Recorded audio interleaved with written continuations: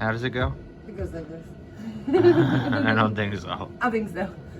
Gotta grow a little bit. You're sitting in the back seat. I know on purpose.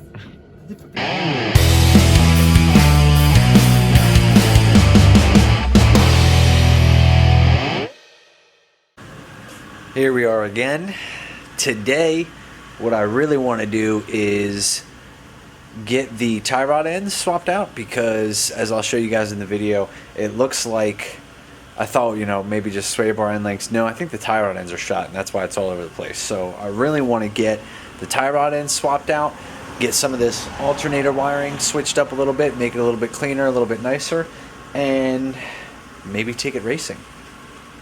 I don't know. We'll see. Well, today's one of those good news, bad news scenarios. Good news is the tie rod end itself is fine. I mean, it's got a little wiggle to it. That's not the big deal. What it really is, though, you hear that? That's my problem.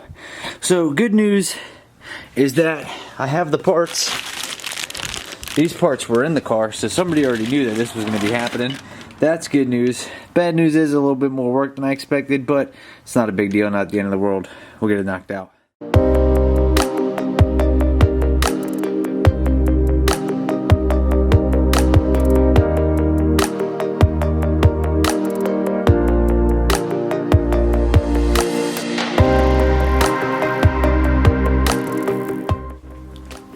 I got the tie rod in, and it feels a whole lot better already, just even on the jack stands.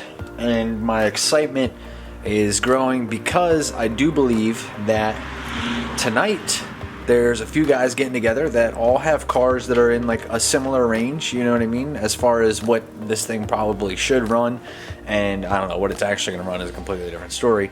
So I think we're going to get together and do some racing tonight, which will be dope because it'll be the first races in this car on the street. So before I wrap all of this up, I was able to pick up the power steering line because the power steering is leaking so bad and that pressure line is just blowing stuff everywhere that I can't even tell if there is an actual oil leak or it's just the power steering fluid blowing everywhere, mixing with the oil, looking dark and coming out. So we're gonna find out if this fixes it up, and obviously so I'm not leaking all over the road. Traction issues, I mean, we're racing slow cars, it's not going to be the end of the world, but even still do the respectful thing and don't put fluid all over the ground. So I'm going to work on getting this bad boy installed, and then we're going to go out street racing.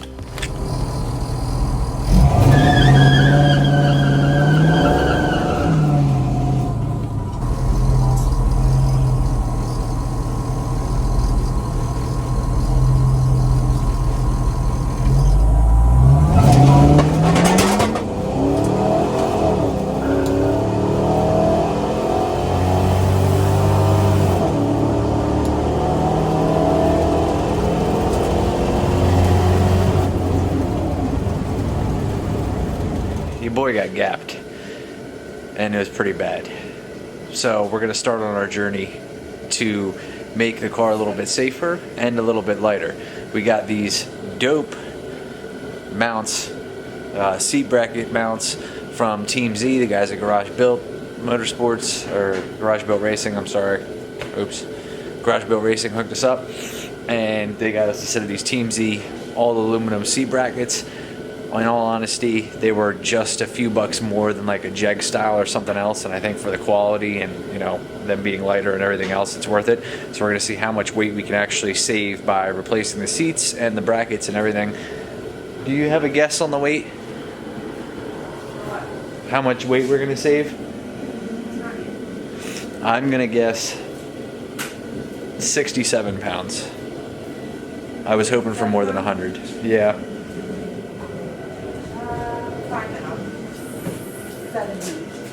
73.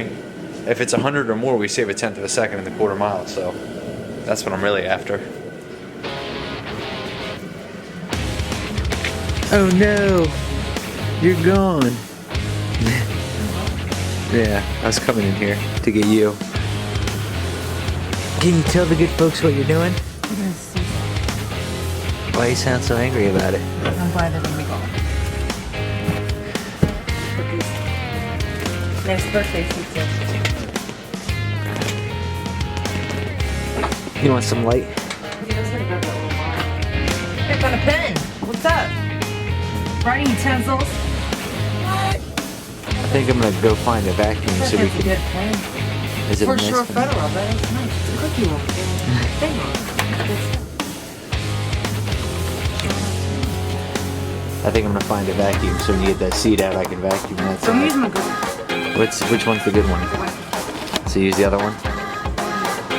You got it. I use the bad vacuum. Thank you.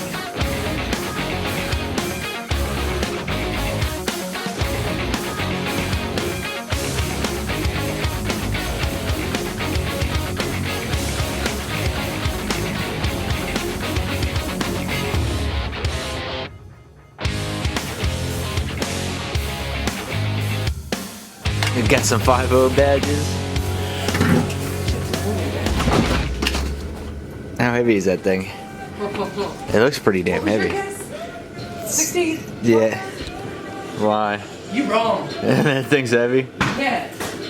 Heavier than I was thinking it was going to be. So after going back and forth with this for a while, I don't believe that this is the way that these were meant to be installed. I could be wrong. I saw another video, a guy had them the other way.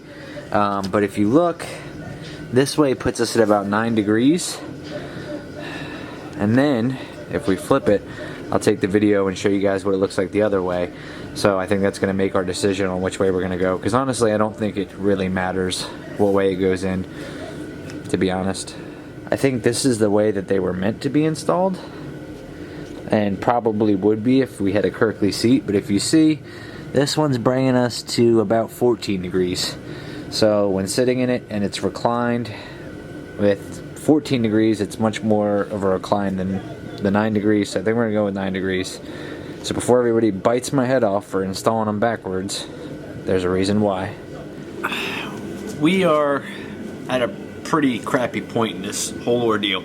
And, excuse me, what I was going to do is get the seats in and even mount it the incorrect way and everything else, and then as I got further and further into it, I was presented with some more problems.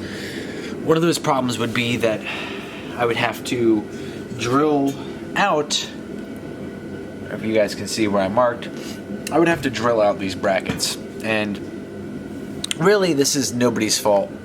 Oh, focus. Nobody's fault but my own.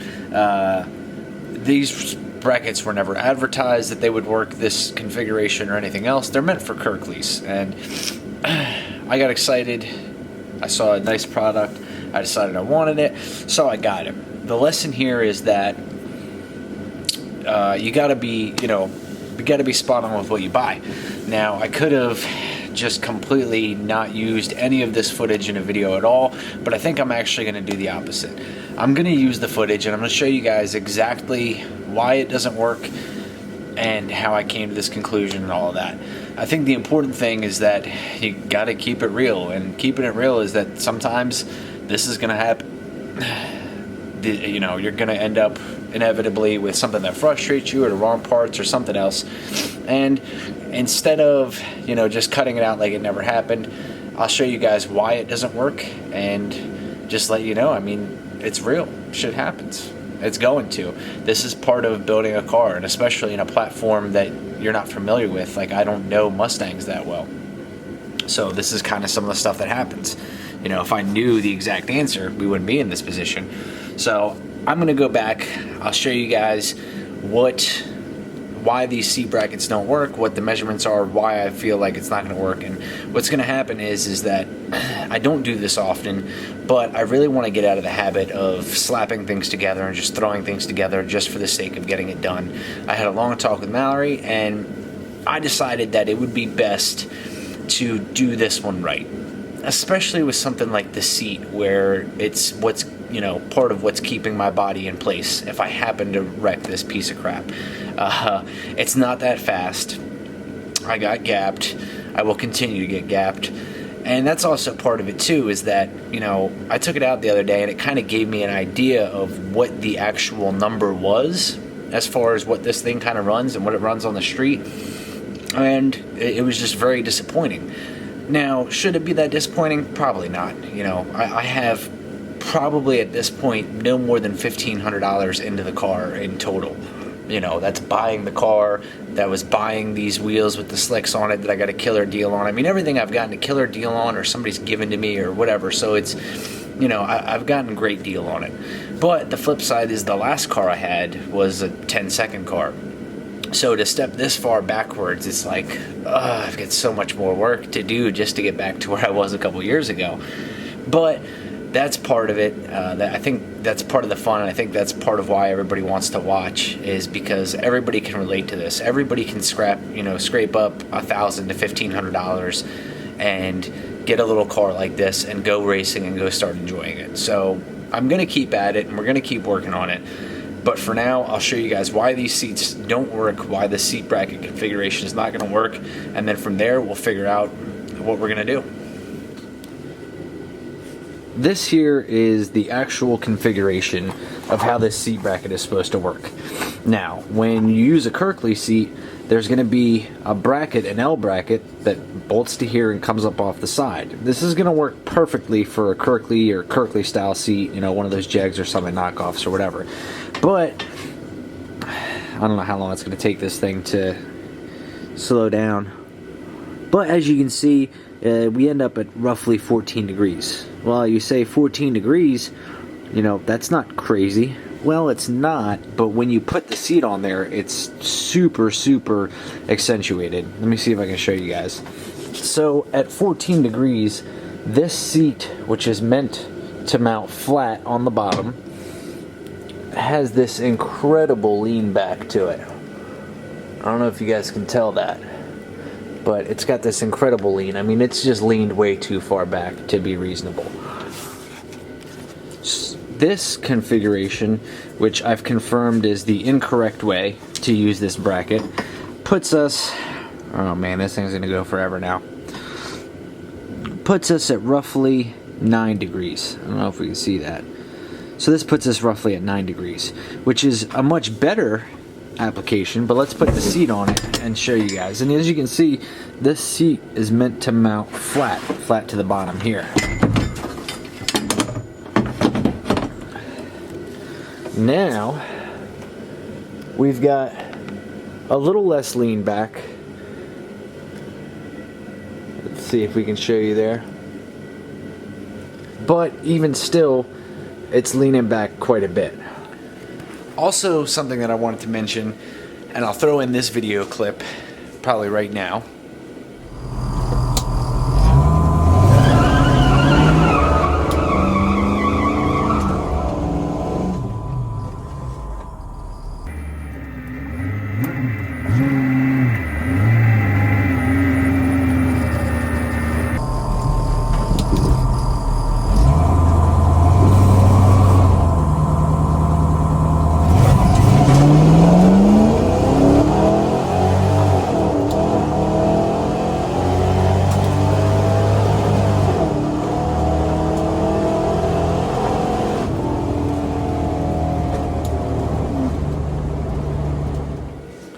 As you can see, that was a clip of just me making a little street test hit, no big deal, whatever. We're still on motor, everything else.